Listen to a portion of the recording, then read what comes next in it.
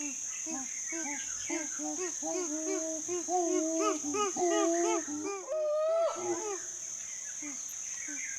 me, storytelling has always been the way to reach the heart. The stories that you can tell around. Lillian and I went to one of these villages, and he'd acquired one of these huge satellite imagery maps, and we laid it out. The villagers were sitting around it, and their excitement was absolutely fantastic. And there was one woman saying, "That's the tree where I put my baby when I'm working in the fields." And another man was saying, "No, we can see our sacred sites, this tree and this rock." And I remember one woman, and she said, "Well, I used to do my farming on this hillside," and she pointed to it. And she said, "But then left on either side." So she said, "Now I understand. Now I know that it's worth walking a whole extra hour in the morning to get to a place where I can cultivate the land without causing this terrible destruction of the environment."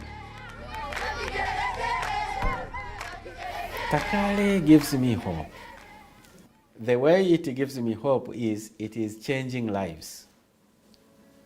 And it is also empowering the local voices.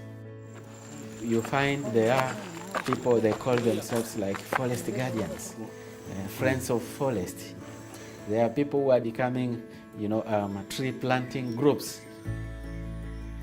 More than 80% of biodiversity are in the hands of indigenous people and local communities across the world. In Africa, on average, more than 65% land tenure is in the hands of local communities. So if we want to achieve conservation impact and address the climate change, we have to work with local communities and not only engage them, but empowers them to own and drive decision-making in their landscapes. Well, the Kari approach began when I flew over the Gombe area. I flew over an area which in 1960 was part of the equatorial forest belt that stretched right across equatorial Africa to the west coast. By the late 80s, I flew over in a small plane, and I looked down and I saw a tiny island of forest. Gombe National Park is very small, surrounded by bare hills. As you know, I spent many, many years studying chimpanzees. When I began, there was probably between 1 and 2, and I'd say closer to 2 million. And today, 100,000 to 300 and a bit thousand is all that's left. Many of them are in fragmented environments, isolated genetically, and have little chance of survival. So they are highly endangered. And if we don't take action, then they will become extinct.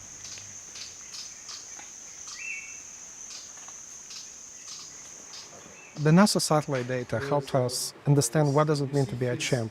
It helped us understand where to protect them. NASA turned them into habitat health indicators, into actionable information people on the ground can actually work with.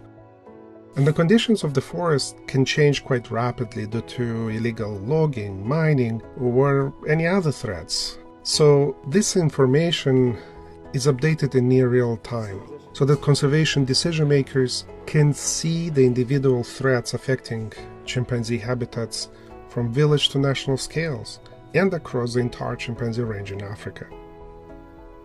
And this NASA data helps identify areas under threat of illegal logging or fire damage where local managers could be deployed to mitigate the threat. In addition, mobile apps enable community members to become involved in not just tracking changes in the habitat, but to be active in enforcing the protection of the village forest reserves from degradation. Community leaders have even used this data to inform their village land use planning, voluntarily moving farms away from areas where forest restoration would lead to.